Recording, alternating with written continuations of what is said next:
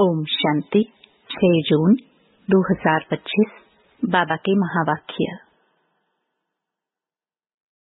मीठे बच्चे, भविष्य ऊंच घराने में आने का आधार है पढ़ाई।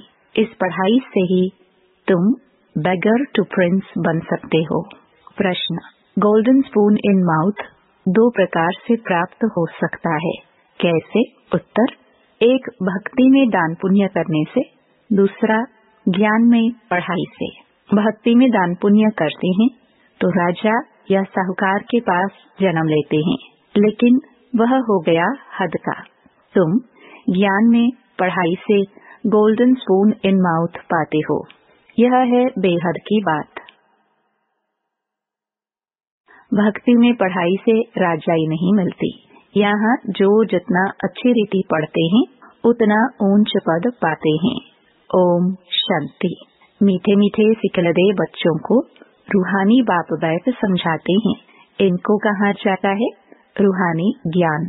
बाप आकर भारतवासी बच्चों को समझाते हैं, अपने को आत्मा समझो और बाप को याद करो। यह बाप ने खास फरमान किया है तो वह मानना चाहिए ना। ऊंच ते ऊंच बाप की श्रीमत मशहूर है। यह भी तुम बच्चों को ज्ञान है कि सिर्फ बाप को ही श्री श्री कह सकते हैं। वही श्री श्री बनाते हैं। श्री माना श्रेष्ठ। तुम बच्चों को अभी पता पड़ा है कि इन्हों को बाप ने ऐसा बनाया। हम अभी नई दुनिया के लिए पढ़ रहे हैं। नई दुनिया का नाम ही है स्वर्ग, अमरपुरी। महिमा के लिए नाम बहुत है। कहते भी हैं स्वर्ग और नरक। फलाना स्वर्गवासी हुआ तो गोया नरकवासी थे ना, परंतु मनुष्यों में इतनी समझ नहीं। स्वर्ग, नरक, नई दुनिया, पुरानी दुनिया किसको कहा जाता है, कुछ भी जानते नहीं। बाहर का भक्का कितना है। तुम बच्चों में भी थोड़े हैं जो समझते हैं, बरोबर हमको बाप पढ़ाते हैं। हम यह लक्ष्मी नारायण बनने के लिए आए हैं। हम बेगर टू प्रिंस बनेंगे। पहले पहले हम जाकर राजकुमार बनेंगे। यह पढ़ाई है।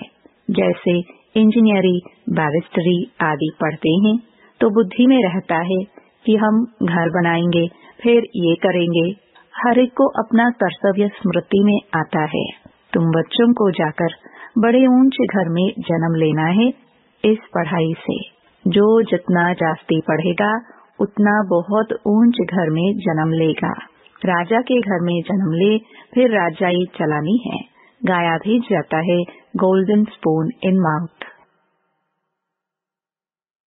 एक तो ज्ञान द्वारा यह गोल्डन स्पून इन माउथ मिल सकता है। दूसरा, अगर दान पुण्य अच्छी रीति करे तो भी राजा के पास जन्म मिलेगा। वह हो गया हद का। यह है बेहद का। हर एक बात अच्छी रीति समझो। कुछ भी समझ में न आए तो पूछ सकते हो। नोट करो। यह बातें बाबा से पूछना है। मुख्य है ही बाप के याद की बात। बाकी कोई संशय आदि है तो उनको ठीक कर देंगे। यह भी बच्चे जानते हैं, जितना भक्ति मार्ग में दान पुण्य करते हैं तो साहूकार के पास जन्म लेते हैं। जो कोई बुरा कर्म करते हैं तो फिर ऐसा जन्म मिलता है। कोई का तो ऐसा कर्म बंधन है जो बात मत पूछो। यह सब है पास्ट का कर्म बंधन। राजाए भी कोई ऐसे होते हैं। बड़ा कर्म बंधन कड़ा होता है। इन लक्ष्मी नारायण को तो कोई बंधन नहीं। वहाँ है ही योग बल की रचना। जबकि योग बल से हम विश्व की राजाई ले सकते हैं, तो क्या बच्चा पैदा नहीं हो सकता? पहले से ही साक्षात्कार हो जाता है। वहाँ तो यह कॉमन बात है। खुशी में बाजे बजते रहते हैं। बूढ़े से बच्चा बन जाते। महात्मा से भी बच्चे को जास्ती मान दिया जाता है, क्योंकि वह महात्मा तो फिर भी सारी लाइफ पास कर बड़ा हुआ है। विकारों को जानते हैं, छोटे बच्चे नहीं जानते। इसलिए महात्मा से भी ऊंच कहा जाता है। वहाँ तो सब महात्माएं हैं। श्री कृष्ण को भी महात्मा कहते हैं। वह है सच्चा महात्मा। सत्युग में ही महान आत्माएं होते हैं, उन जैसे यहाँ कोई हो ना सके। तुम बच्चों को अंदर में बहुत खुशी होनी चाहिए। अभी हम नई दुनिया में जन्म लेंगे, यह पुरानी दुनिया खत्म होनी है। घर पुराना होता है तो नए घर की खुशी होती है ना। कितने अच्छे अच्छे मार्बल आदि के घर बनाते हैं। जैनी लोगों के पास पैसे बहुत होते हैं, वह अपने को ऊंच कुल के समझते हैं। वास्तव में यहाँ कोई ऊंच कुल तो है नहीं। ऊंच कुल में शादी के लिए घर ढूंढते हैं। वहाँ कुल आदि की बात नहीं होती। वहाँ तो एक ही देवताओं का कुल होता है, दूसरा ना कोई। इसके लिए तुम संगम पर अभ्यास करते हो कि हम एक बाप के बच्चे, सब आत्मा है। आत्मा है फर्स्ट, पीछे है शरीर। दुनिया में सब देह अभिमानी रहते हैं। तुमको अभी देही अभिमानी बनना है। गृहस्थ व्यवहार में रहते अपनी अवस्था को जमाना है। बाबा को कितने बच्चे हैं, कितना बड़ा गृहस्थ है, कितने ख्यालात रहते होंगे। इनको भी मेहनत करनी पड़ती है। मैं कोई सन्यासी नहीं हूँ, बाप ने इनमें प्रवेश किया है। ब्रह्मा विष्णु शंकर का चित्र भी है ना। ब्रह्मा है सबसे ऊंच, तो उनको छोड़ बाप किसमें आएंगे।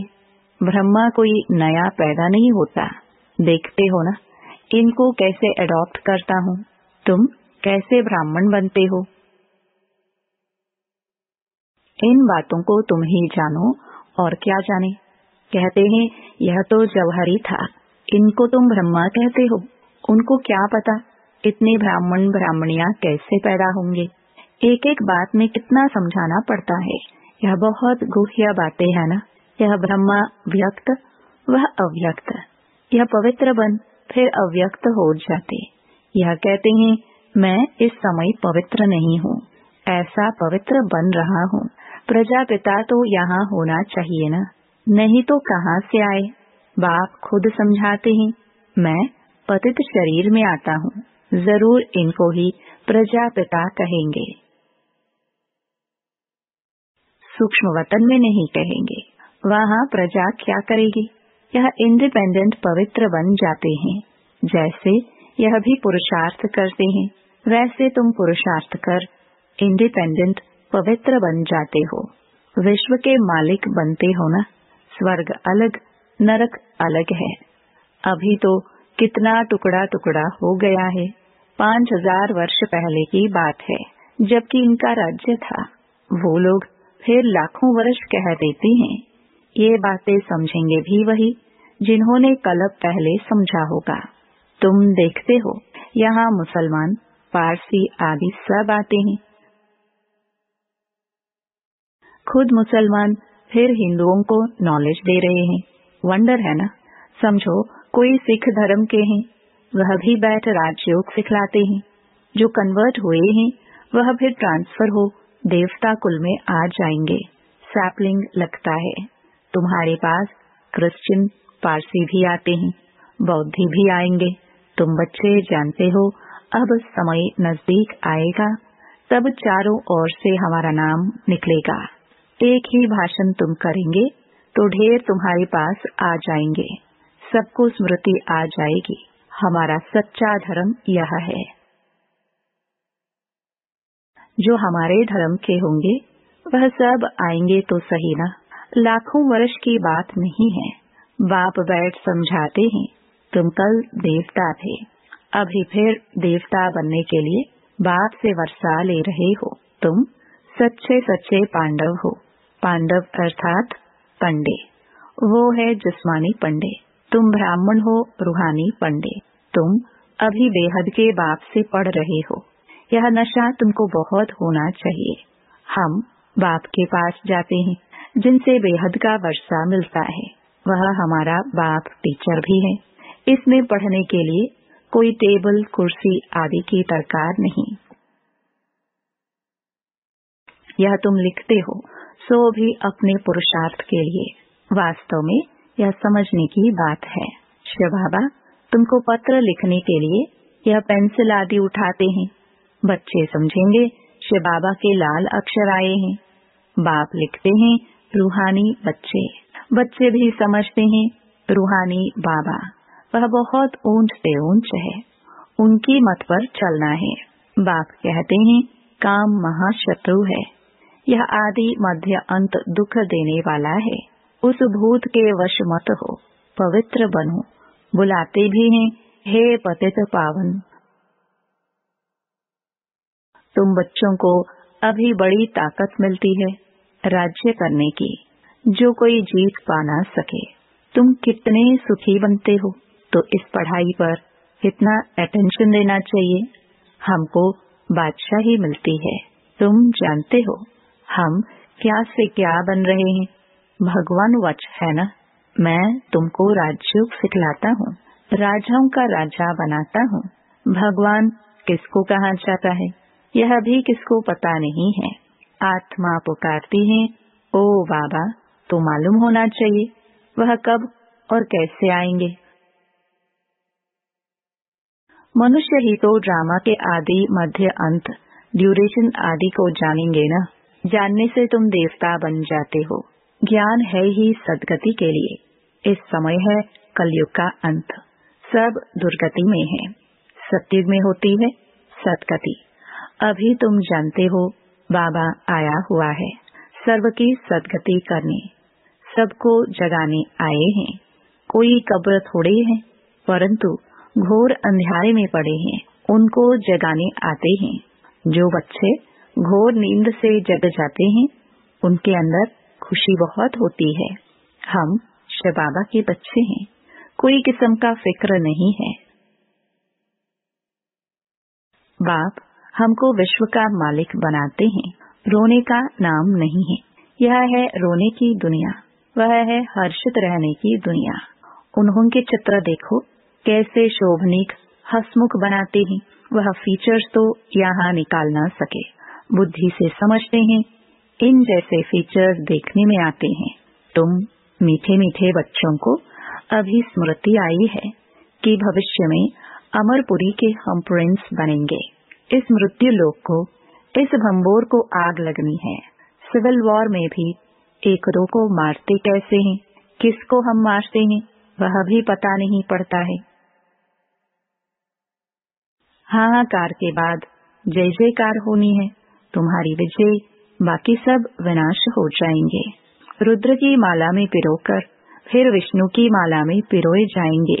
अभी तुम पुरुषार्थ करते हो अपने घर जाने के लिए। भक्ति का कितना फैलाव है। जैसे झाड़ के अनेक पत्ते होते हैं, वैसे भक्ति का फैलाव है। बीज है ज्ञान, बीज कितना छोटा है। बीज है बाबा। इस झाड़ की स्थापना, पालना और विनाश कैसे होता है यह तुम जानते हो।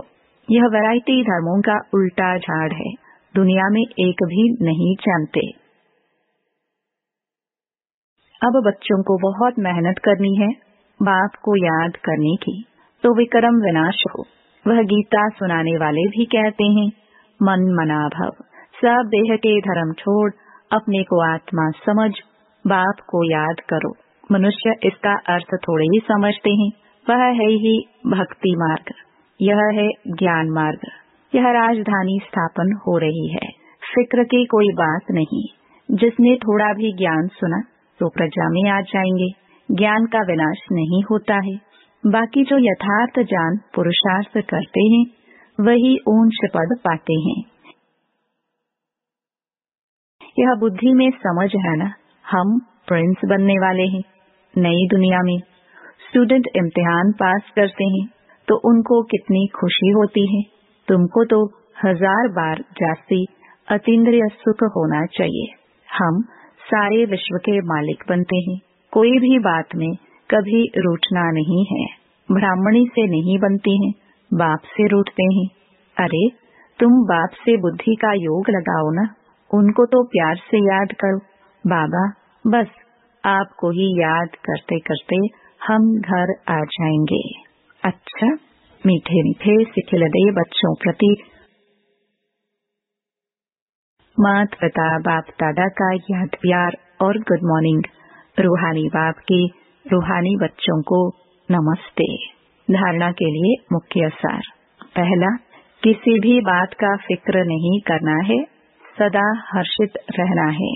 स्मृति रहे हम शिव बाबा के बच्चे हैं, बाप आए हैं हमें विश्व का मालिक बनाने। दूसरा, अपनी अवस्था को एक रस बनाने के लिए देही अभिमानी बनने का पुरुषार्थ करना है।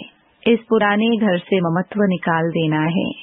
वरदान, मनन शक्ति द्वारा बुद्धि को शक्तिशाली बनाने वाले मास्टर सर्वशक्तिमान भव। मनन शक्ति ही दिव्य बुद्धि की खुराक है। जैसे भक्ति में सिमरन करने के अभ्यासी हैं, ऐसे ज्ञान में स्मृति की शक्ति है।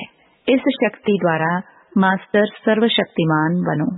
रोज अमृत वेले अपने एक टाइटल को स्मृति में लाओ और मनन करते रहो, तो मनन शक्ति से बुद्धि शक्तिशाली रहेगी।